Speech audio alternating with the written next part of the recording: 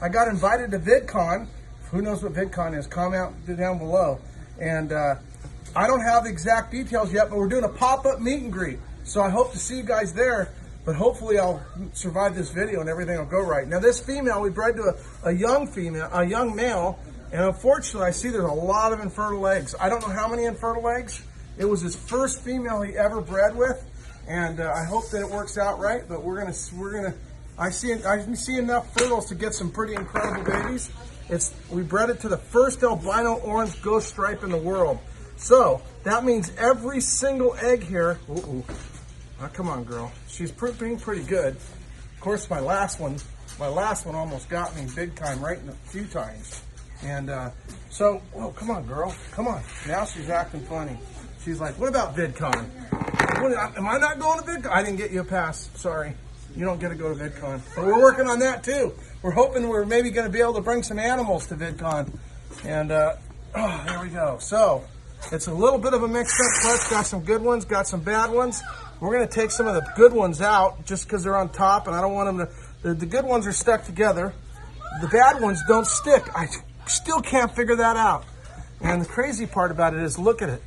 So look at the way they are when they swell up, they get big and they get smooth. So apparently that little bit of thin stuff isn't sticky unless it's stretched out a little bit. So we're gonna pull these eggs. Man, there's a lot of infertiles. She laid a lot of eggs. And she's a het albino. She's het for orange ghost stripe, het for albino. And luckily, and she's a sunfire. So we're hoping to see some world's first. She's over here thinking about biting my arm. And funny part is, if I don't give her a target, she shouldn't. But knowing where her head is important, because if I get far enough out, my elbow becomes a target. So the reason why we pull the eggs is you guys can comment below and tell everybody why we pull the eggs, because people don't completely understand. Come on, girl. But it's real simple.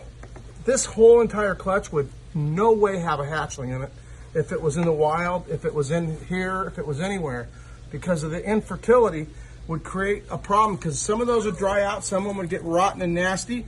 And in the wild, you got to remember, they have so many predators. Their first predator, they got to get through the bugs and insects, if they even survive to adulthood. I was watching, like I said, I was telling you guys before, I was watching this on a TV show, and she's actually really tame snake. And they said that less than 1% survive to adulthood. So this is one of the many reasons why they don't all survive, because even though they lay a ton of eggs, it's really, really, really difficult to even hatch them. So even in captivity, giving them a lot of advantages, they still have a hard time. So what we do is we take the eggs from the female in order to increase the odds. Now, unfortunately, in this particular clutch, you can see there's a lot of infertility.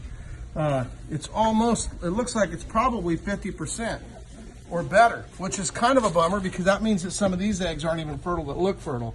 The babies that are in here are already a couple months old, and so if I actually candle them, which I'll do maybe for you guys in the next few videos, I'll candle them and show you guys what it looks like to have the baby snake. The little baby snake is right up top. Look at her. She's just like, she's gonna try to give you guys a grand slam video. It's like right to the head video, but I don't think so. She's really pretty awesome snake. Of course, these are multi-generation captive born. She's probably like 5 to 8 generations born in captivity. Not like your dog, but still born in captivity. And that's why these snakes aren't all mean and nasty like you would expect them to be. In the wild, they'd be very scared, very defensive, and be willing to bite you almost any time. In captivity, they've learned that we don't have anything to fear, but fear itself. Kind of like we need to learn how to only fear and kind of take more risk, because you know what?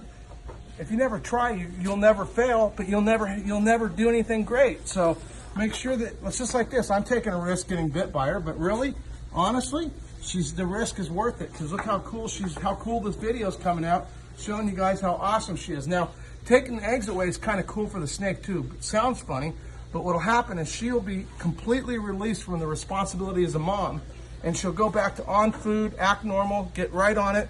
Meanwhile, we'll put these in an incubator at basically right at 90 degrees, and they'll hatch in about 86 days, 84 days.